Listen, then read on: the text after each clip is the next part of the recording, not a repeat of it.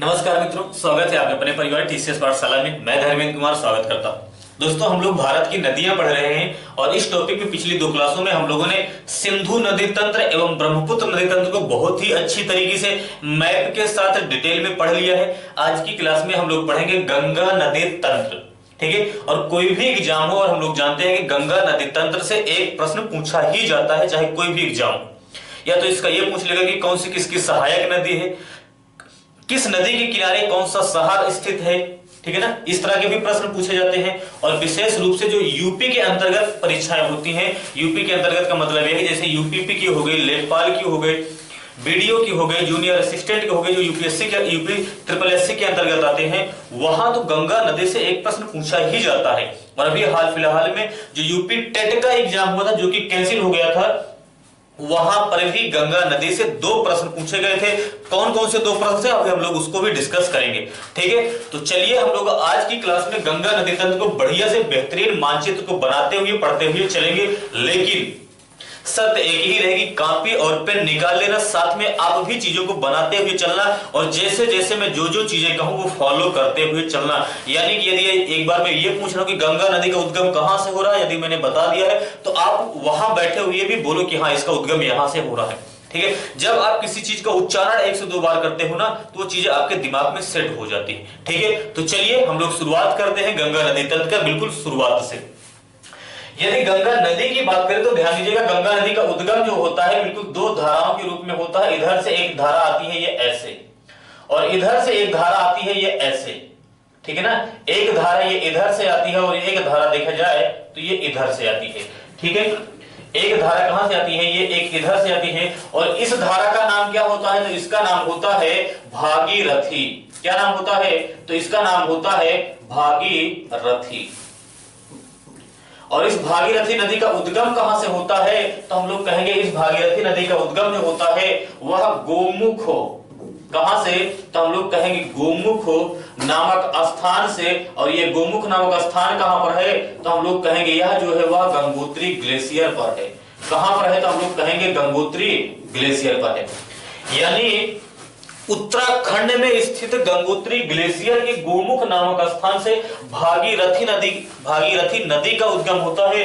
और यही आगे बढ़ती है तो इधर से एक नदी आती है जिसका नाम क्या है, जिसका नाम है अलकनंदा। क्या नाम है, तो हम लोग कहेंगे इसका नाम है अलकनंदा। क्या नाम है, तो हम लोग कहेंगे, उच्चारण करते रहा करो भाई, एक बार मैंने बता दिया फिर करते रहा करो, ठीक है ना। अलकनंदा आती है, इसका उद्गम कहां से होता है, तो हम लोग कहेंगे इसका उद्गम होता है सतोपंथ। कहां से होता है, तो हम लोग कहेंगे इसका उद्गम होता है सतोपंथ से। और ये दोनों नदियां जो आती हैं यहां पर मिल जाती हैं, और इस स्थान का नाम क्या होता है, तो हम लोग कहेंगे इस स्थान का नाम होता है देवप्रयाग। क्या नाम होता है, तो हम लोग कहेंगे इस स्थान का नाम होता है देवप्रयाग। अब ध्यान से समझना, जब देवप्रयाग नामक स्थान पर मिल जाता है तब इसी को क्या कहा जाता है, तब इसी को कहा जाता है गंगा।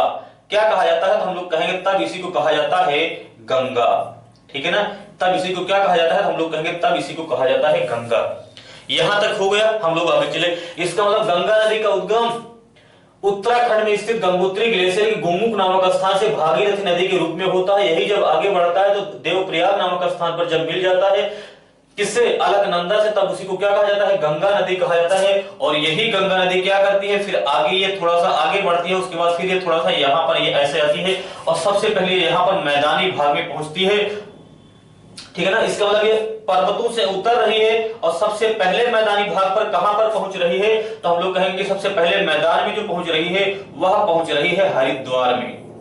कहां पर, तो हम लोग कहेंगे हरिद्वार में जो है वह सबसे पहले कहां पर पहुंच रही है, तो हम लोग कहेंगे सबसे पहले मैदान में पहुंच रही है। हरिद्वार में सबसे पहले कहां पर पहुंच रही है, तो हम लोग कहेंगे मैदान में पहुंच रही है। और थोड़ा सा और आगे बढ़ती है तो ये नदी ऐसे बहते हुए चली जाती है, और फिर एक स्थान आता है जिसका नाम क्या है, जिसका नाम है बिजनौर। क्या नाम है, तो हम लोग कहेंगे इसका नाम है बिजनौर। बिजनौर में ऐसा क्या होता है, तो बिजनौर में सबसे पहले ये क्या करती है, तो हम लोग कहेंगे उत्तर प्रदेश में प्रवेश करती है। कहां पर प्रवेश करती है, उत्तर प्रदेश में प्रवेश करती है। यही प्रश्न यूपी टेट में पूछा गया था, जो कि कैंसिल हो गया, कि गंगा नदी उत्तर प्रदेश के किस जिले में प्रवेश करती है, तो हम लोग कहेंगे बिजनौर जिले में प्रवेश करती है। यहां तक समझ में आया। अब हम लोग थोड़ा सा आगे बढ़ते हैं, और यदि आगे बढ़ेंगे तो ध्यान देना, इधर ये ऐसे नदी बहते हुए चली जाएगी, लेकिन हम लोग थोड़ा सा इधर भी थोड़ा सा और समझ लेते हैं, तब फिर आगे चलते हैं। इधर यदि बात किया जाए तो ध्यान देना, यहाँ पर उत्तराखंड में पंच प्रयाग पाए जाते हैं। ये पंच प्रयाग क्या होते हैं? ये वास्तव में 5 नदियों के ऐसे स्थान हैं जहां पर नदियां अलकनंदा से मिलती हैं। इधर से एक नदी आती है, इधर से एक नदी आती है, ये ऐसे आती है, ये ऐसे। और इस नदी का नाम क्या होता है? तो इस नदी का नाम होता है धौली गंगा। क्या नाम होता है? तो इस नदी का नाम होता है धौली गंगा। थोड़ा सा छोटा मैं लिखूंगा, वीडियो क्वालिटी आप लोग बढ़ा लीजिएगा अगर साफ ना दिख रहा हो। कहां पर मिलती है? तो जहां पर मिलती है उसी स्थान का नाम क्या है? तो उसी स्थान का नाम है विष्णु प्रयाग। क्या नाम है? तो हम लोग कहेंगे उसी नाम स्थान का नाम है विष्णु प्रयाग। क्या नाम है? तो हम लोग कहेंगे इसी स्थान का नाम है विष्णु प्रयाग। ठीक है ना?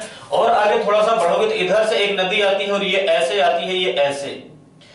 और इस नदी का नाम क्या है? तो हम लोग कहेंगे, इस नदी का नाम की बात करें तो हम लोग कहेंगे इस नदी का नाम क्या है? तो इधर से एक नदी आती है, ये ऐसे।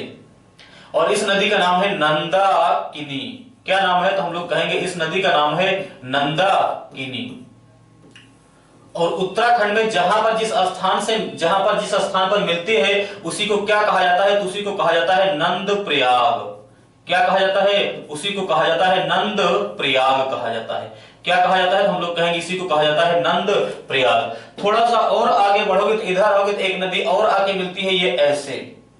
और इस नदी का नाम क्या है? तो इस नदी का नाम है पिंडारी। क्या नाम है? तो हम लोग कहेंगे इस नदी का नाम है पिंडारी। और पिंडारी नदी जो है जहां पर मिलती है उस स्थान का नाम क्या है? तो हम लोग कहेंगे उस स्थान का नाम है कर्णप्रयाग। क्या नाम है? तो हम लोग कहेंगे इसका नाम है कर्णप्रयाग। क्या नाम है? तो हम लोग कहेंगे कर्णप्रयाग। कितने प्रयाग हो गए? 1 प्रयाग, 2 प्रयाग, 3 प्रयाग। और इधर से अगर आप आओगे तो इधर से आपको एक नदी मिलेगी और इस नदी का नाम क्या है? तो इस नदी का नाम है मंदाकिनी। और ये ऐसे आके मिल जाती है। कौन सी नदी है? तो हम लोग कहेंगे इस नदी का नाम है मंदाकिनी। क्या नाम है? तो हम लोग कहेंगे इसका नाम है मंदाकिनी। और मंदाकिनी जो है अलकनंदा से जिस स्थान पर मिलती है उसे क्या कहा जाता है? तो हम लोग कहेंगे उसे कहा जाता है रुद्रप्रयाग। क्या कहा जाता है? तो हम लोग कहेंगे उसे कहा जाता है रुद्रप्रयाग। तो चलिए हम लोग यहां पर लिख लेते हैं रुद्रप्रयाग। क्या लिख लेते हैं? तो हम लोग कहेंगे यहां पर लिख लेते हैं रुद्रप्रयाग। तो ये हो गए पंच प्रयाग। पूछे जाते हैं कि निम्नलिखित में से कौन सा पंच प्रयाग में शामिल नहीं है? तो ये जो ब्रैकेट में बंद किए हुए हैं ना, एक विष्णु प्रयाग, नंद प्रयाग, कर्ण प्रयाग, रुद्र प्रयाग, देव प्रयाग, ये जो है इन्हीं को पांचों स्थानों को एक साथ क्या कहा जाता है? इन्हीं को कहा जाता है पंच प्रयाग। पूछा जाता है निम्नलिखित में से कौन सा पंच प्रयाग में शामिल है अथवा कौन सा पंच प्रयाग में शामिल नहीं। ठीक है, तो चलिए हम लोग आगे बढ़ते हैं। और यदि आगे बढ़ते हैं तो ये नदी क्या होगी? ये नदी ऐसे बहते हुए आगे ऐसे चली जाएगी। क्या करेगी? ये नदी आगे बहते हुए ऐसे चली जाएगी। लेकिन आगे इधर थोड़ा सा बढ़ोगे तो इधर आओगे तो एक नदी मिलेगी, ये ऐसे। इधर आओगे तो आपको एक नदी मिलेगी, ये ऐसे। और ये कौन सी नदी है? तो हम लोग कहेंगे ये नदी जो है वह है रामगंगा। कौन सी नदी है? तो हम लोग कहेंगे इस नदी का नाम है रामगंगा। और यह रामगंगा नदी जो है वह गंगा नदी की प्रथम सहायक नदी भी है।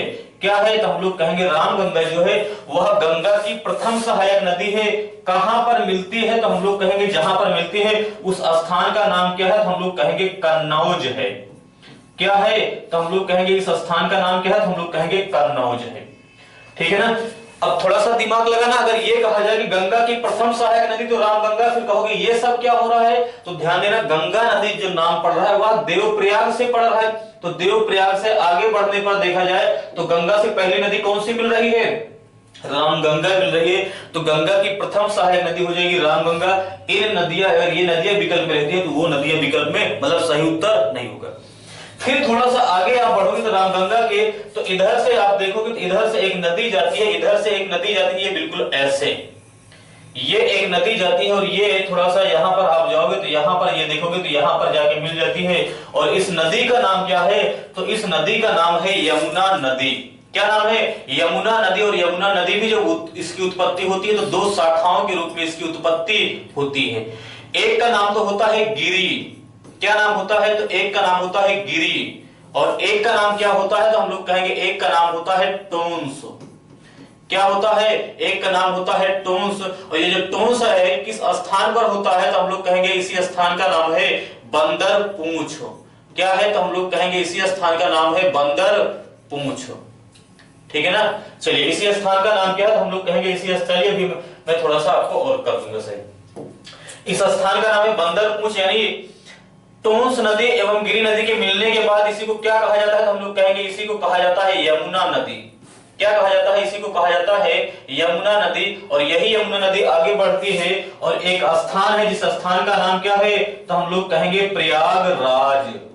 और इसी प्रयागराज में ये गंगा की सहायक बन जाती है। इसी प्रयागराज को पहले क्या कहा जाता था, तो पहले कहा जाता था इलाहाबाद। और यह यमुना नदी जो है गंगा की सबसे लंबी सहायक नदी है। यमुना नदी जो है गंगा की सबसे लंबी सहायक नदी है। कहां पर मिल रही है, तो हम लोग कहेंगे प्रयागराज में मिल रही है। कहां से उत्पत्ति हो रही है, तो हम लोग कहेंगे बंदर पूंछ से हो रही है। ठीक है ना। चलिए आगे यदि आप बढ़ोगे तो इधर से, अच्छा रामगंगा के बारे में थोड़ा सा एक दो चीजें और समझना। रामगंगा गंगा की प्रथम सहायक नदी है और भारत का जो पहला नेशनल पार्क है वह जिम कॉर्बेट नेशनल पार्क है, जिसका पहले नाम हैली नेशनल पार्क था, फिर उसी का नाम क्या हुआ, जिम कॉर्बेट नेशनल पार्क हुआ। अब उसी का नया नाम कर दिया गया है रामगंगा नेशनल पार्क। और उसी नेशनल पार्क से देखा जाए तो रामगंगा नदी मध्य से होकर गुजरती है।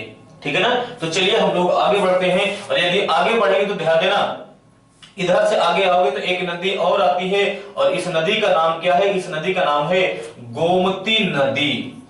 क्या नाम है, तो इस नदी का नाम है गोमती नदी। अब गोमती नदी की क्या विशेषता है, तो ध्यान देना, गोमती नदी गंगा की एकमात्र ऐसी सहायक नदी है जिसका उद्गम मैदानी भाग से होता है। और यदि मैदानी भाग से होता है तो कहां से होता है, तो ध्यान देना, इसका उद्गम जो होता है वह फुलहर झील से होता है।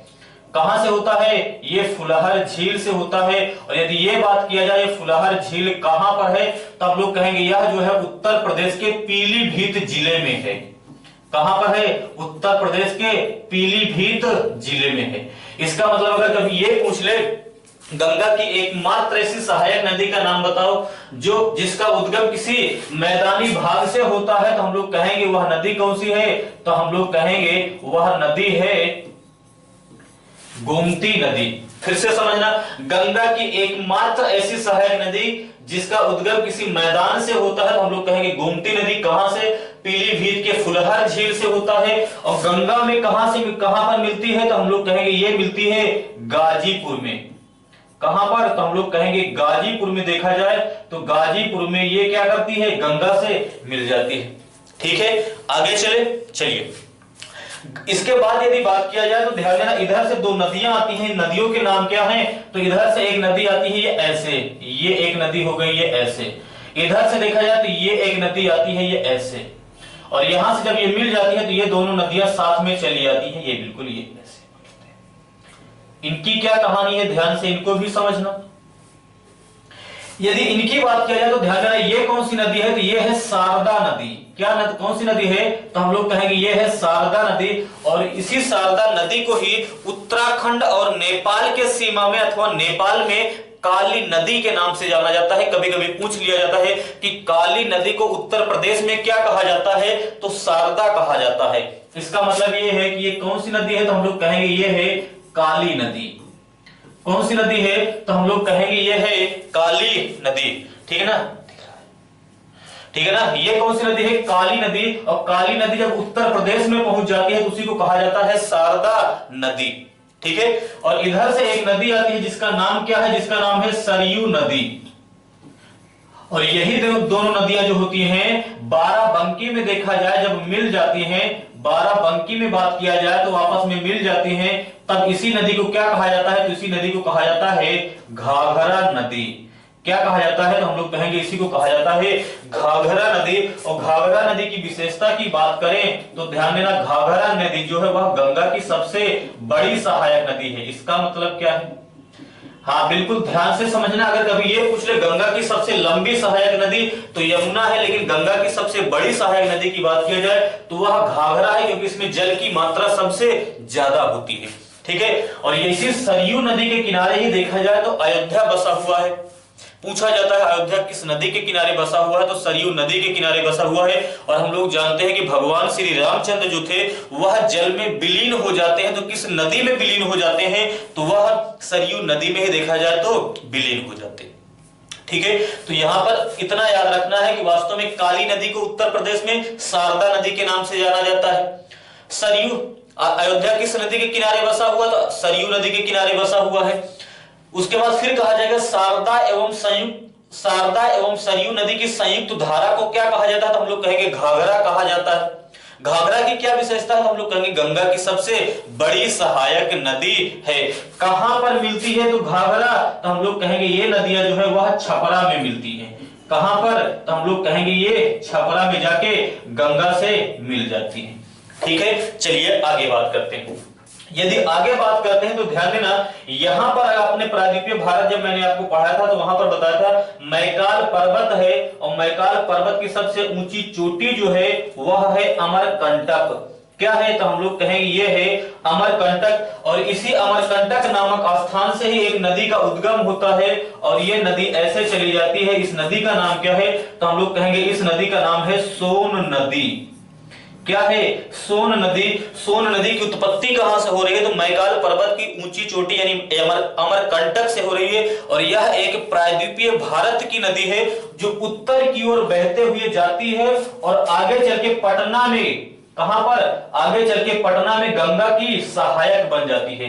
कहां पर, पटना में गंगा की सहायक बन जाती है। यहां से भी प्रश्न पूछा जाता है कि प्रायद्वीपीय भारत की ऐसी कौन सी नदी है जो उत्तर की ओर बहती है, तो हम लोग कहेंगे सोन नदी। प्रायद्वीपीय भारत की ऐसी कौन सी नदी है जो उत्तर में बहते हुए पटना में गंगा में मिल जाती है, तो भी हो जाएगा सोन नदी। और इसी सोन नदी की एक सहायक नदी है ये, और इस नदी का नाम क्या है, तो हम लोग कहेंगे इस नदी का नाम है रिहंद नदी। क्या है, तो हम लोग कहेंगे इस नदी का नाम क्या है, तो हम लोग कहेंगे इस नदी का नाम है रिहंद नदी। चलिए आगे, चलिए यदि इसके बाद यदि बात किया जाए तो पटना के आगे थोड़ा सा बढ़ोगे तो एक और नदी मिलेगी, और उस नदी का नाम क्या है, तो हम लोग कहेंगे उस नदी का नाम है गंडक नदी। कौन सी नदी है, तो हम लोग कहेंगे उस नदी का नाम है गंडक नदी। तो चलिए हम लोग ये भी बना लेते हैं ये। और ये कौन सी नदी है, तो हम लोग कहेंगे ये है गंडक नदी।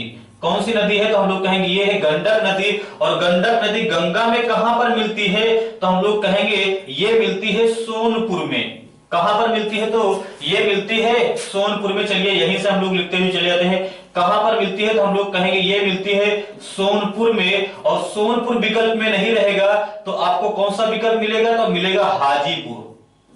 क्या मिलेगा, तो मिलेगा हाजीपुर। तो हाजीपुर में क्या होती है, इसी में मिल जाती है। मतलब ये भी प्रश्न पूछा जा सकता है कि सोनपुर किस नदी के किनारे है, तो हम लोग कहेंगे गंगा नदी के किनारे है। हाजीपुर किस नदी के किनारे है, तो हम लोग कहेंगे गंगा नदी के किनारे है। पटना, छपरा, गाजीपुर, प्रयागराज, कन्नौज, बिजनौर, हरिद्वार किस नदी के किनारे है अथवा किस नदी के तट पर है, तो हम लोग कहेंगे गंगा नदी के तट पर है। इस तरह के प्रश्न पूछे जाते हैं। ठीक है, और यदि इसके आगे थोड़ा सा बढ़ोगे तो आगे आप थोड़ा सा बढ़ोगे तो एक नदी और आएगी, और इस नदी का नाम क्या है, ध्यान से समझना। इधर से 7 धाराओं के रूप में एक नदी का उद्गम होता है, और ये पूरा का पूरा ये ऐसे ऐसे बहते हुए यहाँ पर ये ऐसे आती है। अब थोड़ा सा आप सोचोगे इतना घुमा के क्यों बनाया गया है, तो ध्यान देना ये है कोसी नदी। और कोसी नदी पूरे विश्व में अपना मार्ग बदलने के लिए क्या है, फेमस है। कोसी नदी पूरे विश्व में अपना मार्ग बदलने के लिए फेमस है। और कोसी नदी का उद्गम जो होता है वह 7 धाराओं के रूप में होता है, इसलिए कोसी नदी को ही सप्त कोसी नदी कहा जाता है। क्या कहा जाता है, सप्त कोसी नदी कहा जाता है। और कोसी नदी के कारण बिहार में बाढ़ बहुत आता है, इसलिए कोसी नदी को ही बिहार का शोक भी कहा जाता है। क्या क्या हम लोगों ने देखा कि किस नदी का उद्गम 7 धाराओं के रूप में होता है, कोसी नदी का। कहां से, तो हम लोग कहेंगे गोसाई धाम से होता है। ठीक है, ऐसी कौन सी नदी है जो अपने मार्ग बदलने के लिए पूरे विश्व में फेमस है, तो हम लोग कहेंगे कोसी नदी है। बिहार का शोक किसे कहा जाता है, तो हम लोग कहेंगे कोसी नदी को कहा जाता है। ठीक है ना, तो चलिए हम लोग इसके बारे में भी लिख लेते हैं। तो हम लोग यदि इसकी बात करें तो हम लोग ये क्या कहेंगे, ये कौन सी नदी है, तो हम लोग कहेंगे ये है सप्त कोसी नदी। कौन सी नदी, तो हम लोग कहेंगे ये है सप्त कोसी नदी। सप्त कोसी नदी है। कहां पर मिलती है, तो हम लोग कहेंगे कहां पर मिलती है, तो सप्तकोसी नदी जो है वह कुर्सेला नामक स्थान पर अथवा भागलपुर नामक स्थान पर मिलती है। तो इस स्थान का नाम क्या है, तो हम लोग कहेंगे इस स्थान का नाम है कुर्सेला। क्या नाम है, तो हम लोग कहेंगे इसका नाम है कुर्सेला अथवा भागलपुर, कुछ भी विकल्प में आपको मिल सकता है, ठीक है ना। यहीं पर ये क्या करती है, इससे मिल जाती। फिर थोड़ा सा आप आगे बढ़ोगे तो एक और नदी मिलेगी, और उस नदी का नाम क्या है, तो उस नदी का नाम है महानंदा नदी। कौन सी नदी है, महानंदा नदी। ये कौन सी नदी है, तो हम लोग कहेंगे इस नदी का नाम है महानंदा नदी। और ये महानंदा नदी जहां पर मिलती है उस स्थान का नाम क्या है, तो हम लोग कहेंगे उस स्थान का नाम है मालदा।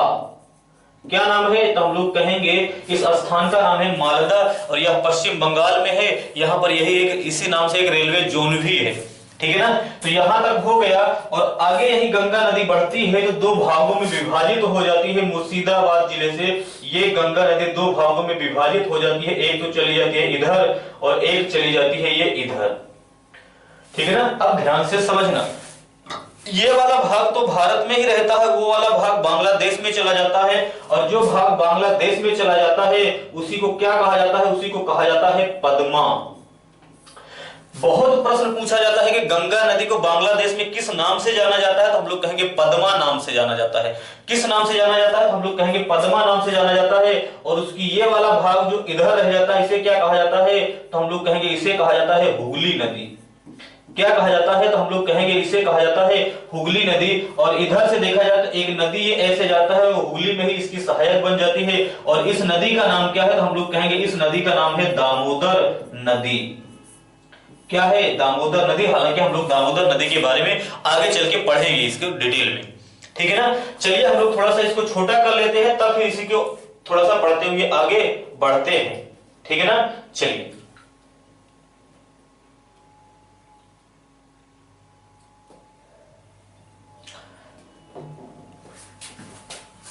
एक मिनट, चलिए इसी में हम लोग थोड़ा सा पढ़ते हुए फिर आगे बढ़ते हैं। यहां तक हो गया। अब हम लोग आगे यदि बढ़ते हैं तो ध्यान देना, ये कौन सी नदी है, तो हम लोग कहेंगे यहां पर देखा जाए तो ये पूरा का पूरा ये नदी इधर चली जाती है। और जब ये नदी इधर से चली जाती है तो आगे बढ़ोगे तो इधर से देखा जाए तो एक नदी आती है, ये ऐसे इधर से एक नदी आती है और इसी में मिल जाती है। और इस नदी का नाम क्या है, तो इस नदी का नाम है जमुना नदी। क्या नाम है, इस नदी का नाम है जमुना नदी। और यह वास्तव में ब्रह्मपुत्र वाली नदी है। और इधर से एक नदी आती है, ये यहां पर देखा जाए तो यहां पर मिल जाती है। इस नदी का नाम क्या है, इस नदी का नाम है मेघना नदी। और इधर से ही देखा जाए तो और एक नदी आके मिल जाती है जिसका नाम क्या है, बराक नदी। क्या नाम है, हालांकि बांग्लादेश में तो इसे सूरमा कहा जाता है। क्या कहा जाता है, सूरमा कहा जाता है। क्या कहा जाता है, सूरमा। यानी बराक नदी को ही बांग्लादेश में सूरमा कहा जाता है। और इसी को मिलने के बाद ये पूरी की पूरी संयुक्त धारा जो होती है ये पूरा का पूरा ये ऐसे जाती है, ठीक है ना। ये पूरी की पूरी संयुक्त धारा जो है ये पूरा का पूरा ये ऐसे जाती है, ये ऐसे। और इधर से देखा जाए तो ये गंगा नदी इधर से जाती है। और इसी के तट पर देखा जाए या इसी के मुहाने पर देखा जाए तो एक डेल्टा का निर्माण होता है, जिसे क्या कहा जाता है, तो हम लोग कहेंगे इसी को कहा जाता है सुंदरवन का डेल्टा। क्या कहा जाता है, तो हम लोग कहेंगे इसी को कहा जाता है सुंदरवन का डेल्टा, ठीक है ना। इसी को कहा जाता है सुंदरवन का डेल्टा। सुंदरवन का डेल्टा कहा जाता है। चूंकि यहाँ पर सुंदरिया नामक एक वृक्ष पाया जाता है, उसी वृक्ष के नाम पर ही इसका नाम पड़ गया है सुंदरवन का डेल्टा, ठीक है ना। चलिए आप ध्यान से समझना। और यदि ये कौन सी नदी है, अच्छा हाँ ये महानंदा नदी है। इसका उद्गम कहां से होता है, तो हम लोग कहेंगे इसका उद्गम जो होता है वह कंचनजंगा से होता है। कहां से होता है, तो हम लोग कहेंगे कंचनजंगा से होता है, ठीक है ना। चलिए हम लोग थोड़ा सा इसके बारे में थोड़ा सा देख लेते हैं। ये यमुना नदी है और यहाँ पर अगर मैंने आपको मध्य जब पढ़ाया था तो यहाँ पर बताया था कि विंध्याचल पर्वत है, यहीं पर एक है जनाकाव पहाड़ी। कौन सी पहाड़ी है, तो हम लोग कहेंगे यहाँ पर एक पहाड़ी है जिसका नाम क्या है, तो हम लोग कहेंगे इसका नाम है जनाकाव पहाड़ी। इसी को जना पहाड़ी भी कहा जाता है, जनाकाव पहाड़ी है। और इसी जनाकाव पहाड़ी से ही एक नदी का उद्गम होता है और इस नदी का नाम क्या है, ये नदी ऐसे चली जाती है और इस नदी का नाम क्या है, इस नदी का नाम है चंबल नदी। क्या नाम है, तो इसे कहा जाता है चंबल नदी। और इस चंबल नदी की बात किया जाए तो इसकी भी दो सहायक नदियां, दो तीन सहायक नदियां हैं जो कि बहुत फेमस हैं। एक का नाम है बनास नदी। क्या नाम है, तो एक का नाम है बनास नदी और इसका नाम क्या है, तो हम लोग कहेंगे इसका नाम है क्षिप्रा नदी। क्या नाम है, तो हम लोग कहेंगे इसका नाम है क्षिप्रा नदी। इधर से देखा जाए तो इधर से जाके एक नदी और ये ऐसे मिल जाती है और इस नदी का नाम क्या है, तो इस नदी का नाम है काली सिंध नदी। क्या नाम है, तो हम लोग कहेंगे इसका नाम है काली सिंध नदी। क्या नाम है, तो हम लोग कहेंगे इसका नाम है काली सिंध नदी। किससे मिल जाती है, तो हम लोग कहेंगे ये यमुना से मिल जाती है। जहां पर मिलती है उस स्थान का नाम क्या है, तो हम लोग कहेंगे उस स्थान का नाम है हमीरपुर। क्या नाम है, तो हम लोग कहेंगे उस स्थान का नाम है हमीरपुर। सॉरी, एक मिनट, गलत हो जाएगा। इसका नाम क्या है, तो हम लोग कहेंगे इसका नाम है इटावा। क्या नाम है, तो हम लोग कहेंगे इसका नाम है इटावा। और इधर से एक नदी और जाती है और ये जहां पर मिलती है उसका नाम क्या है, इसका नाम है हमीरपुर। क्या नाम है, तो हम लोग कहेंगे इसका नाम है हमीरपुर। और ये कौन सी नदी है, तो हम लोग कहेंगे ये है बेतवा नदी। कौन सी नदी है, तो हम लोग कहेंगे ये है बेतवा नदी। और इधर से एक नदी और जाती है, यहां पर ये मिल जाती है और इस स्थान का नाम क्या है, तो हम लोग कहेंगे इस स्थान का नाम है बांदा। क्या नाम है, बांदा। और ये कौन सी नदी है, तो हम लोग कहेंगे ये है केन नदी। कौन सी नदी है, केन नदी। अब बेतवा का उद्गम कहां से होता है, तो हम लोग कहेंगे इसका उद्गम होता है विंध्य श्रेणी से होता है। इसका उद्गम कहां से होता है, तो हम लोग कहेंगे इसका उद्गम होता है कैमूर पर्वत से।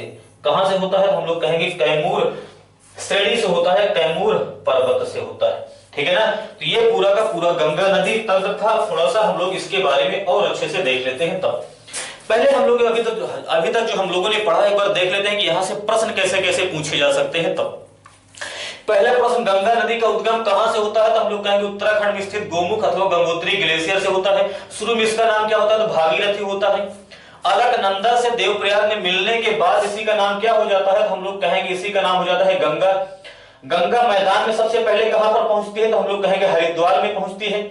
उत्तर प्रदेश में सबसे पहले किस जिले में प्रवेश करती है, तो हम लोग कहेंगे बिजनौर जिले में प्रवेश करती है। गंगा की प्रथम सहायक नदी रामगंगा है, कहां पर मिलती है, कन्नौज में मिलती है। जिम कॉर्बेट नेशनल पार्क के बिल्कुल मध्य से होकर गुजरती है और अब जिम कॉर्बेट नेशनल पार्क का नया नाम कर दिया गया है रामगंगा नेशनल पार्क।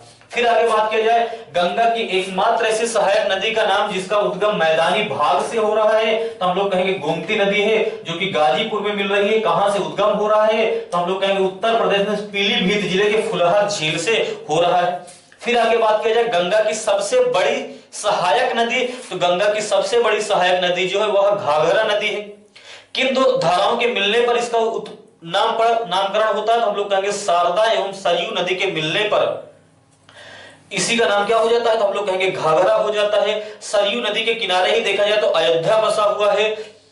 और आगे बात किया जाए तो शारदा को पहले नेपाल वाले क्षेत्र में क्या कहा जाता है, तो हम लोग कहेंगे काली नदी कहा जाता है। गंडक नदी की बात करें, हम लोगों ने देख लिया। सप्तकोसी नदी के बारे में हम लोगों ने देखा, 7 धाराओं के रूप में इसकी मतलब निकलती है। साथ ही साथ इसी को सप्तकोसी नदी कहा जाता है। बिहार का शोक भी कहा जाता है, पूरे विश्व में मार्ग बदलने के लिए फेमस भी है।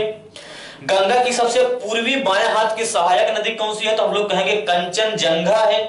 कहां पर मिल रही है, तो पश्चिम बंगाल में मालदा में मिल रही है। और फिर आगे बढ़ने पर देखा जाए तो मुर्शिदाबाद में, कहां पर आगे जाकर देखा जाए तो मुर्शिदाबाद जिले में ही पश्चिम बंगाल में गंगा 2 भागों में विभाजित हो जाती है। एक बांग्लादेश में चली जाती है जिसे पद्मा कहा जाता है, एक हुगली के नाम से पश्चिम बंगाल होती है। बीओबी यानी बंगाल की खाड़ी में अपना मुहाना बनाती है। और इन्हीं की संयुक्त धाराओं पर ही देखा जाए तो विश्व के सबसे बड़े डेल्टा सुंदरवन के डेल्टा का निर्माण हुआ है। और इसी सुंदरवन के डेल्टा की बात किया जाए तो ध्यान देना, 1984 में इसी सुंदरवन के डेल्टा को क्या किया गया है, तो हम लोग कहेंगे नेशनल पार्क घोषित किया गया है। क्या किया गया है, तो हम लोग कहेंगे इसी को नेशनल पार्क घोषित कर दिया गया है। ठीक है ना। यहीं पर हम लोग देखा जाए तो हम लोग कह सकते हैं कि रॉयल बंगाल टाइगर पाए जाते हैं। यहां तक हो गया। अब हम लोग थोड़ा सा यमुना के बारे में हम लोगों ने देखा, कौन कौन सी किसकी सहायक नदी है, किस नदी के किनारे पर कौन सा शहर बसा हुआ है, हम लोगों ने ये भी देखा। अब गंगा नदी के बारे में थोड़ा सा हम लोग लिख लेते हैं, तब फिर आगे चलते हैं, ठीक है ना। जो आपको अभी तक बताया नहीं है, स्क्रीनशॉट लेना है तो जल्दी से स्क्रीनशॉट ले लीजिए, फिर चीजों को हम लोग पढ़ते हुए आगे बढ़ते हैं। चलिए, गंगा नदी के बारे में कुछ चीजें जो मैंने आपको अभी नहीं बताया है वो थोड़ा सा यहां पर मैं सीधा सीधा लिख के बारे में बताता हूं। यदि गंगा नदी के बारे में जैसे बात किया जाए, अगर पूछा जाए कि इसका उद्गम कहां से होता है, तो हम लोग कहेंगे इसका उद्गम जो होता है वह गोमुख हो। कहां से? गोमुख नामक स्थान से अथवा गंगोत्री ग्लेशियर से होता है। हालांकि ये तो मैंने बताया है, गंगोत्री ग्लेशियर से होता है। एक दो पॉइंट में थोड़ा सा और क्लियर कर देता हूं। गंगोत्री ग्लेशियर से होता है, कहां पर है तो हम लोग कहेंगे उत्तराखंड में है। मुहाना कहां पर बनाता है तो हम लोग कहेंगे मुहाना जो बनाता है वह बनाता है बीओबी में, यानी बे ऑफ बंगाल में। इसकी लेंथ कितनी है तो हम लोग कहेंगे इसकी लेंथ जो है वह 2525 किलोमीटर है। मीटर की किलोमीटर तो हम लोग कहेंगे किलोमीटर है। और क्या विशेषता है तो हम लोग कहेंगे भारत की सबसे लंबी नदी है। क्या है? भारत की सबसे लंबी नदी है, सबसे लंबी नदी है। साथ ही साथ सबसे लंबी नदी बेसिन भी बनाती है, हम लोग ये भी कह सकते हैं सबसे लंबी नदी बेसिन भी बनाती है। और इसकी क्या विशेषता है तो हम लोग कहेंगे 4 नवंबर, ध्यान देना, 4 नवंबर 2008 को क्या किया गया तो हम लोग कहेंगे राष्ट्रीय नदी घोषित कर दिया गया है। इसी को क्या किया गया? राष्ट्रीय नदी घोषित कर दिया गया है। आगे यदि बात किया जाए तो ध्यान देना, यदि इसके मार्ग की बात करें, इसके मार्ग की बात करें तो हम लोग कहेंगे सबसे पहले कहां पर प्रवाहित होती है तो सबसे पहले उत्तराखंड में प्रवाहित होती है। उसके बाद देखा जाए तो उत्तर प्रदेश में प्रवाहित होती है। उसके बाद यदि बात किया जाए तो हम लोग कहेंगे बिहार में प्रवाहित होती है। बिहार के बाद यदि बात किया जाए तो हम लोग कहेंगे झारखंड में प्रवाहित होती है, ठीक है ना, झारखंड में प्रवाहित होती है। उसके बाद वेस्ट बंगाल में प्रवाहित होती है, और वेस्ट बंगाल में प्रवाहित होने के बाद ये बैंक ऑफ बीओबी यानी बे ऑफ बंगाल में क्या करती है? जाके अपना मुहाना बनाती है। लेकिन सबसे लंबी दूरी कहां पर तय करती है तो सबसे लंबी दूरी की बात किया जाए तो सबसे लंबी दूरी जो होती है वह उत्तर प्रदेश में तय करती है। कहां पर? तो सबसे लंबी दूरी जो होती है वह उत्तर प्रदेश में तय करती है। इसकी और एक सबसे बड़ी विशेषता जो है, इसमें डॉल्फिन की एक प्रजाति पाई जाती है जिसे कहा जाता है सूसू डॉल्फिन। क्या कहा जाता है? इसी को कहा जाता है सूसू डॉल्फिन। और सूसू डॉल्फिन की क्या विशेषता होती है, ध्यान से समझना। सूसू डॉल्फिन नामक एक जलीय जीव पाया जाता है। सूसू डॉल्फिन नामक एक जलीय जीव पाया जाता है, और इसमें देखा जाए तो बैक्टीरियोफेज वायरस पाए जाते हैं। ऐसे मैं थोड़ा सा आपको बढ़िया से बताता हूं, जल्दबाजी के चक्कर में सारी चीजें हो जाएगी गलत। कहने का मतलब यह है कि गंगा नदी में ही देखा जाए तो सूसू डॉल्फिन नामक एक जलीय जीव पाया जाता है, और इस जलीय जीव की विशेषता यह होती है कि यह बैक्टीरियोफेज नामक वायरस को रिलीज करते हैं। और ये बैक्टीरियोफेज वायरस क्या करते हैं? जीवाणुओं को स्वतः समाप्त करते रहते हैं। इसका मतलब यदि इसमें बैक्टीरियो सूसू डॉल्फिन पाया जाएगा तो बैक्टीरियोफेज वायरस उससे निकलेगा, और वो क्या करेंगे? जीवाणुओं को समाप्त कर देंगे। और जब जीवाणुओं को समाप्त कर देंगे इसका मतलब है कि नदी क्या हो जाएगी? शुद्ध हो जाएगी। इसका मतलब यह है कि यदि हम लोग गंगा नदी को प्रदूषित ना करें, ऐसे छोड़ दिया जाए तो एक समय आने के बाद वह स्वतः ही क्या हो जाएगी? शुद्ध हो जाएगी। लेकिन इसमें इतना ज्यादा प्रदूषण जाता है जिसके कारण यह प्रदूषित है, ठीक है। तो चलिए इसी चीज को हम लोग लिख लेते हैं। क्या पाई जाती है तो हम लोग कहेंगे सूसू डॉल्फिन पाई जाती है। सूसू डॉल्फिन पाई जाती है, और इसी को क्या किया गया है तो 2010 में राष्ट्रीय जलीय जीव घोषित कर दिया गया है। क्या किया गया है तो राष्ट्रीय जलीय जीव घोषित कर दिया गया है, ठीक है। तो चलिए एक बार हम लोग 2 मिनट में रिवीजन कर देते हैं, बाकी फिर यहीं से कर देंगे समाप्त। चीजों को ज्यादा लिखेंगे नहीं, ज्यादा समझेंगे। यहां पर मैं आपसे एक प्रश्न पूछूंगा, आप चाहे कमेंट बॉक्स के माध्यम से या वैसे मौखिक ही बोलना, लेकिन बोलना जरूर। गंगा नदी का उद्गम कहां से तो उत्तराखंड में स्थित गोमुख अथवा गंगोत्री ग्लेशियर से। गंगा नदी का नामकरण कहां पर पड़ता है तो हम लोग कहेंगे देवप्रयाग में पड़ता है। फिर कहेंगे पंच प्रयाग में कौन कौन से शामिल होते हैं, तो विष्णु प्रयाग, नंद प्रयाग, कर्ण प्रयाग, रुद्र प्रयाग, देव प्रयाग। गंगा नदी सबसे पहले मैदान में कहां पर पहुंचती है, गंगा नदी सबसे पहले मैदान में हरिद्वार में पहुंचती है। फिर कहा जाए उत्तर प्रदेश में सबसे पहले किस जिले में प्रवेश करती है, तो हम लोग कहेंगे बिजनौर जिले में प्रवेश करती है। गंगा की प्रथम सहायक नदी कौन सी है, तो हम लोग कहेंगे रामगंगा है, जो कि कन्नौज में मिलती है। गंगा की सबसे लंबी सहायक नदी कौन सी है, यमुना नदी है। यमुना नदी का उद्गम किस नाम से होता है, तो टोंस नाम से होता है, बंदरपूंछ से, और इसकी सबसे लंबी सहायक नदी है। बाकी इसके बारे में भी हम लोगों ने देखा। फिर गंगा की एकमात्र ऐसी सहायक नदी जिसका उद्गम मैदानी भाग से हो रहा है, तो हम लोग कहेंगे गोमती नदी है।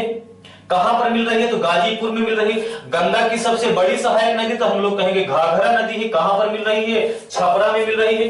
किन दो धाराओं के मिलने के बाद उसका नामकरण घाघरा पड़ता है, तो हम लोग कहेंगे शारदा एवं सरयू के नाम के मिलने पर। शारदा को नेपाल में क्या कहा जाता है, तो हम लोग कहेंगे काली नदी कहा जाता है। गंडक नदी कहां पर मिलती है, तो हम लोग कहेंगे हाजीपुर अथवा सोनपुर में मिलती है। प्रायद्वीपीय भारत की कौन सी नदी है जो उत्तर की ओर प्रवाहित होते हुए पटना में जाके गंगा में मिल जाती है, तो हम लोग कहेंगे सोन नदी। सोन की सहायक कौन सी है, तो हम लोग कहेंगे रिहंद नदी है। फिर कहा जाएगा ऐसी कौन सी नदी है पूरे विश्व में मार्ग बदलने के लिए फेमस है, तो हम लोग कहेंगे सप्तकोसी नदी। इसी को बिहार का शोक कहा जाता है। 7 धाराओं के रूप में इसकी उत्पत्ति होती है। फिर कहा जाएगा गंगा की सबसे पूर्वी बाएं हाथ की सहायक नदी कौन सी है, तो हम लोग कहेंगे महानंदा नदी है। इसकी उत्पत्ति कहां से हो रही है, तो कंचनजंगा से हो रहा है, और पश्चिम बंगाल में या मालदा में आके गंगा की सहायक बन जा रही है। और आगे चल के गंगा 2 भागों में विभाजित हो जाती है। जो बांग्लादेश में चली जाती है उसी गंगा को पद्मा कहा जाता है, जो भारत में रहती है उसी को हुगली कहा जाता है, और आगे जाके वही सुंदरवन के डेल्टा का निर्माण करती है, जो कि विश्व का सबसे बड़ा डेल्टा है। ठीक है, तो चलिए आज हम लोग यहीं पर समाप्त करते हैं। मिलते हैं कल, और कल की क्लास से हम लोग पढ़ेंगे प्रायद्वीपीय भारत को बहुत ही अच्छी तरीके से मैपिंग के साथ। तो चलिए मिलते हैं कल, धन्यवाद।